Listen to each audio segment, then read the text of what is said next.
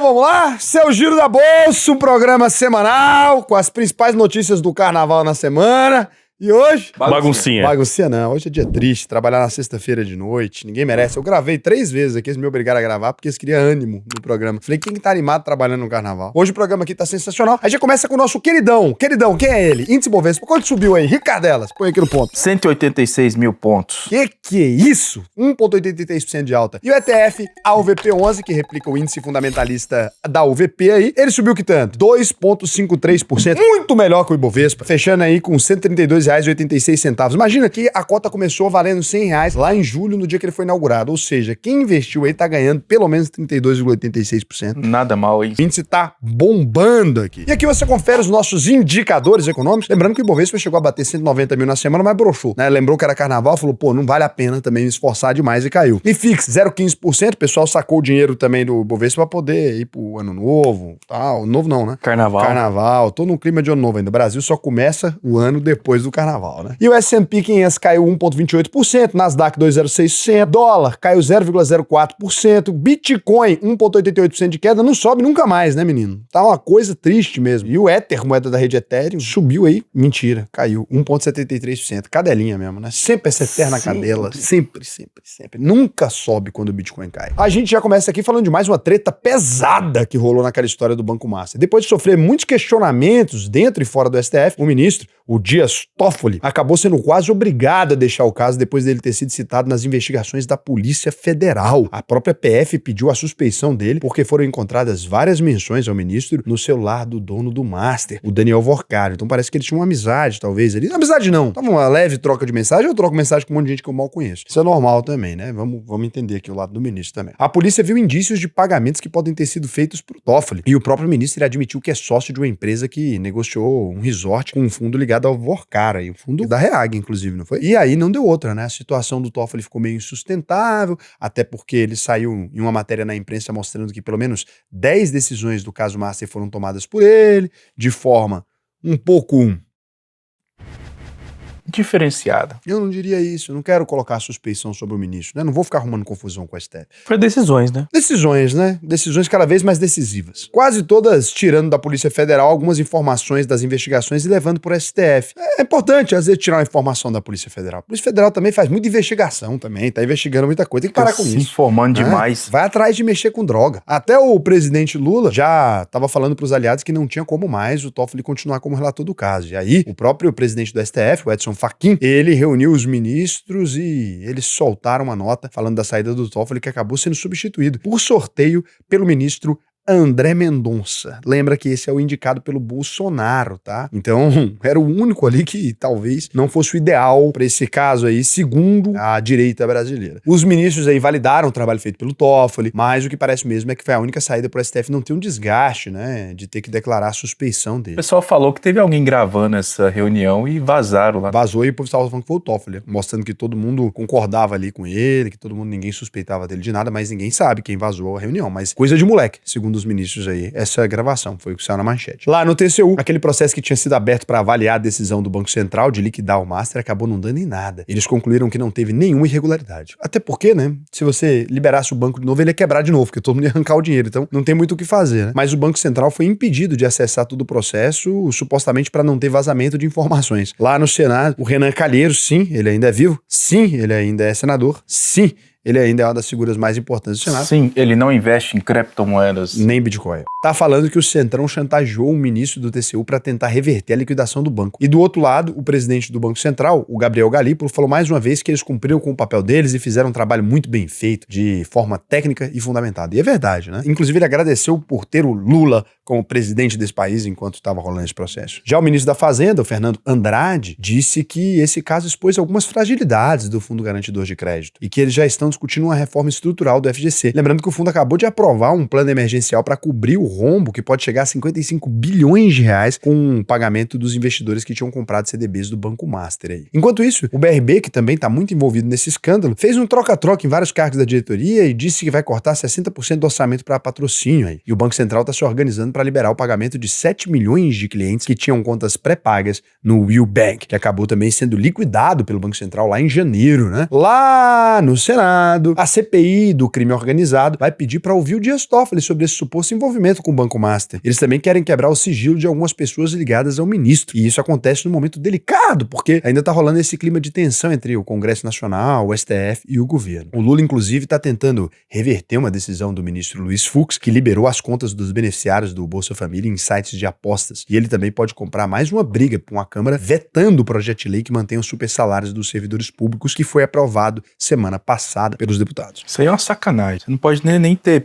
penduricalhos mais. Agora você não pode nem ter um salário de 128 mil reais por mês, que o contribuinte quer reclamar também, mas também reclama de tudo. Vai ficar ouvindo o contribuinte. O governo também tá pedindo pressa do Congresso para votar o fim da escala 6x1. O presidente da Câmara, o Hugo Mota, quer ser o pai, né? Quer ficar bom na eleição aí. Também tá falando que esse debate sobre a redução de jornada de trabalho não pode mais esperar. E ao mesmo tempo a Câmara tá tocando outros projetos importantes, como os que criam incentivos para a instalação de data centers no Brasil e o que triplica os incentivos à indústria química e petroquímica brasileira. Esse último foi aprovado na terça-feira, agora vai pro Senado com impacto previsto de 3 bilhões de reais em incentivos fiscais. E que o DIB vai ficar feliz ainda, se mede.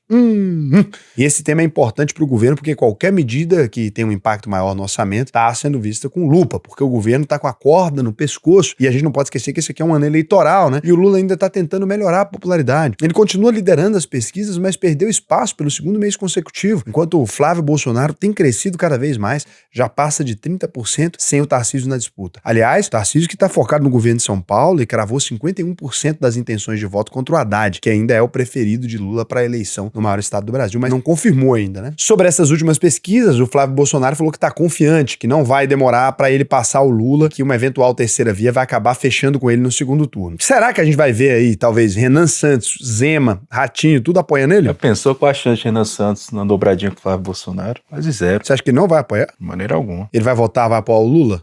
Ou ele não vai lavar as ninguém, mãos? vai lavar a mãozinha, eu acho. O fato é que o mercado tá bem atento a todas essas movimentações na política, porque isso vai influenciar em muitos rumos da economia brasileira. Para a Bolsa de Valores, o momento agora está excelente, com o Ibovespa batendo o 10º recorde seguido, só nesses 40 dias de 2026, puxado por um fluxo gigantesco de capital estrangeiro. Foram 26 bilhões só em janeiro, em setembro vai entrar o grosso. E o Santander está acreditando que outros 45 bilhões de dólares estão a caminho do Brasil nesse momento. Já está de barco, já está vindo de cruzeiro, por isso que demora. Enquanto isso, os investidores locais estão de olhos aí nos principais indicadores. O que está acontecendo? Saiu nessa semana a inflação de janeiro, veio dentro do esperado, com uma alta de 0,33%. Os preços ao produtor voltaram a subir depois de 10 meses, mas caíram 4,53% no acumulado de 2025. Mas o setor de serviço acabou decepcionando, com uma queda de 0,4% em dezembro. E na balança comercial, que mede a diferença entre as exportações e as importações, a gente teve um déficit de 647 milhões de dólares aí na primeira semana de fevereiro. A boa notícia é que o abate de gado bateu recorde no quarto trimestre de 2025, né? E aqui no Brasil tem gado demais, deve continuar batendo esse recorde aí, puxado pelo aumento de compras de carne pela China, embora esse cenário possa mudar um pouco nesse ano por conta de algumas restrições colocadas pelos chineses que querem travar as importações colocando uma taxa de 50% para quem vender acima da cota anual estipulada pelo governo, né? Mas ao mesmo tempo o Brasil está avançando bastante no acordo do Mercosul com a União Europeia, que essa semana foi aprovado pelo Congresso argentino e aqui deve ser votado pela Câmara dos Deputados já depois do Carnaval. Olha que bacana, né? O pessoal vai voltar da puladinha de Carnaval. A expectativa de Carnaval, né? É muito boa porque os políticos estão com dinheiro, tá bacana, né? Estão com muita grana no bolso, o Rio de Janeiro continua bacana, Salvador legal, o Lula mesmo vai dar passada lá em Salvador. Eu mesmo queria estar igual o Lula, dar 3 rodadas numa negócio desse. Se ele quiser me dar carona nesse avião presidencial, eu engulo as minhas palavras e pego essa carona aí tranquilo, vou até com a camisa do Corinthians. Não viajaria com o Lula e com a Janja?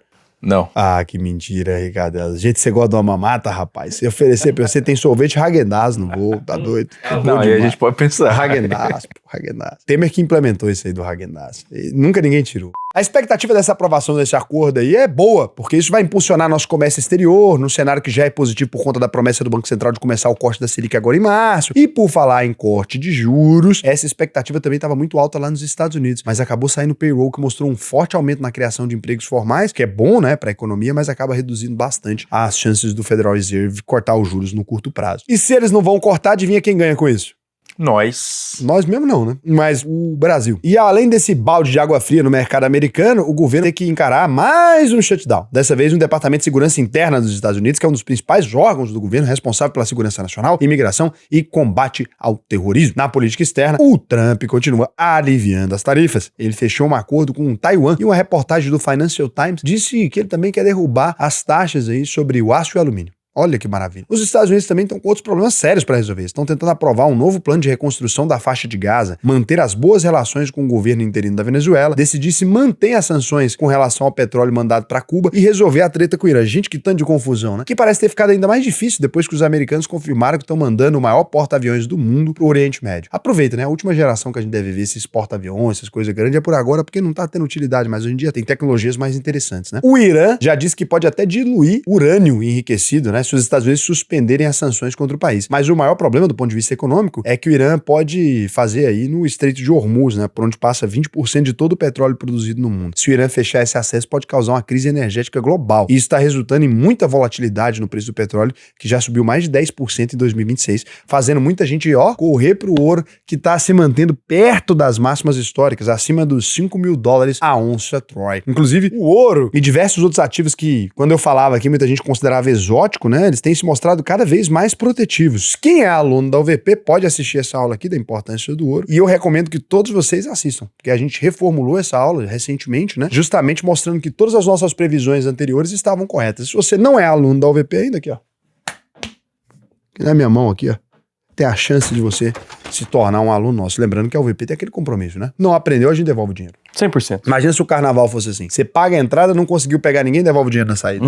E a gente tá falando do final de todo o curso. É como se fosse lá no final do carnaval. É isso, é depois de sair. Depois, não, já terminei aqui e tal. Não pegou ninguém, não, toma aí. Porque carnaval as pessoas vão pra isso, né? Pra pegar os outros. Tem gente que fala, vou pra rua pra dançar, né?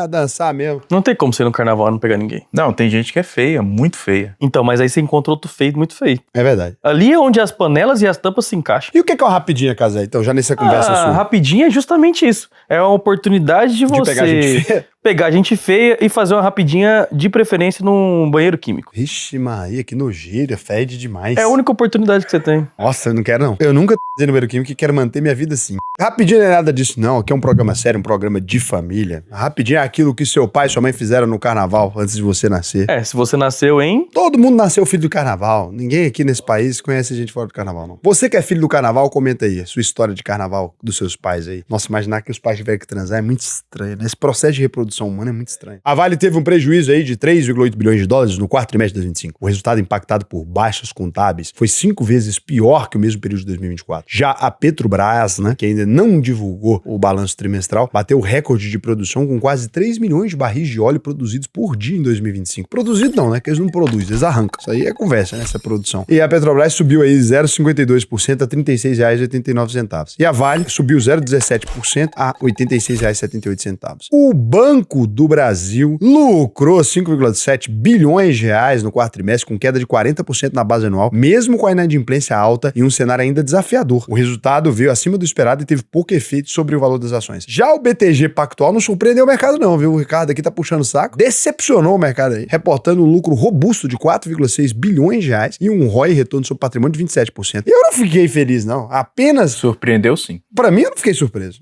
Eu esperava exatamente isso. Maravilhoso. Você não esperava isso? Você esperava um resultado ruim? Eu esperava um bom resultado, mas não tudo isso. Você não esperava esse resultado? 27% de ROI. Eu esperava ainda melhor. Tanto de dinheiro que os clientes têm lá, nossa aí, tá maluco. 1,34% de alta aí nas ações de BTG Pactual, que fechou a R$ 59,59. Eu tenho ação do BTG aí. Você lembra a data que eu comprei lá? Vocês já viram quanto por cento de alta deu daquele vídeo pra cá? Deve ter valorizado milhões por cento. 200%, desde aquele vídeo. E Banco do Brasil subiu 4,35% a R$ 25,43. Em resposta à SpaceX aí, do Elon Musk, a China iniciou os testes de um foguete próprio capaz de dar marcha ré em pleno mar. Quem disse que foguete não dá ré, hein? Visando futuras missões tripuladas à Lua. Recentemente, a SpaceX passou a priorizar o conceito de cidade autossustentável lunar aí, em detrimento do projeto de colonização de Marte. Vá papo.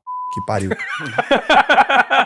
Conversa fiada do caralho. Todo dia esse Elon Musk com a promessa mais audaciosa que a outra. Não entrega nada, só promete. Isso aqui parece um funcionário que trabalhava aqui na empresa. Cada dia ele prometia uma coisa mais incrível que a outra, mas nunca entregou nada. A gente passou um ano pagando ele. Eu não acredito nesse tipo de gente mais não. O preço do Bitcoin voltou a cair abaixo dos $70 mil aí com a criptomoeda, sinalizando um novo movimento de aversão ao risco global. Nessa semana o governo Lula deu mais um passo para impedir a dolarização via cripto com a proposta de criar um IOF aí, né? Cobrar o IOF de 3,5% sobre compra de ativos digitais. É um mesmo, né? Que isso, a gente sabe que o Lula não é Nada, tá? A mulher mais vigiada do Brasil é a mulher dele, né? O bom de você virar presidente da república é que corno você não vira. É difícil. Se a mulher te trair, não dá, porque vira manchete. Tem que ser ninja. Nunca teve um presidente da república Desafio aceito. Não dá não, cara. É difícil. E pra fechar o programa aqui, a gente traz uma notícia de corno relevante. Depois do porto-riquenho, o Bad Bunny, tocar em espanhol no final da NFL, o Super Bowl lá, né? Aquele negócio de futebol americano que eles jogam a bolinha, não sabe chutar a bola, fica jogando pro lado. Calma aí. O presidente Trump ficou chateado e disse que o show foi um insulto à grandeza da América. Se for chorar, manda áudio. Agora o Trump também, qualquer coisa ele fica magoado, né? A grandeza da América, você tá querendo anexar tudo, é isso aí, ué. Você podia ter feito o seguinte tweet, bom, em breve vai ser tudo América. E dava enter e pronto. Dá-lhe a bola. Já foi mais macho. O Trump já foi mais macho. Tá cada vez mais broxa também. É isso aí. Inclusive, queria deixar um salve pro Seahawks aí, que ganhou o Super Bowl. Super Bowl é uma merda. Prefiro o campeonato de várzea. Os times de Manaus. É porque o cara que torce pro Vila Nova, né? Ele não entende nada nem de futebol normal, imagina de futebol americano. Você quer dizer que o Vila Nova não joga futebol americano bem? Porque o time do Goiás nem tem. Americano. Não, americano deve jogar. O Vila Nova tem um time de futebol americano, já teve. Era o Vila Nova Tigres. Já o Goiás nunca teve nada. Teve sim. Em Goiás a única coisa que tem é gente safado. Todo mundo que eu conheço que era envolvido com esse time aí, dessas torcidas organizadas, é pra bater nos outros em estádio. Um brasileiro que já roubou um avião nos Estados Unidos tentou furtar um helicóptero em Caxambu, no sul de Minas Gerais, mas ele acabou caindo na decolagem e logo depois foi preso pela polícia militar. E o melhor é que ele disse que ele só queria dar uma testada no material. Ele gosta de aeronaves. Rapaz, e sabe que uma vez, vou contar uma história aqui pra vocês, a história é inventada. Aqui na empresa, a gente tem costume de passar a nossa apresentação de resultados trimestrais, a gente faz uns lugares interessantes. Uma vez a gente foi fazendo uma ilha. Determinado momento da madrugada, um então diretor, à época, da empresa, né? Ele pegou uma chave de uma caminhonete e saiu dando cavalo de pau na areia. E o pessoal da fazenda que a gente tava, na ilha, eles saíram correndo pra tirar a chave do avião com medo dele embriagado, né? Tentar pegar o avião. Eu queria muito que essa história não fosse verdade. No outro dia ele tinha foto. Ele parecia se beberam casa. Ele tinha foto subindo num flamingo. Ele tinha foto no telhado da casa. Ele tinha foto batendo a caminhonete num coquinho.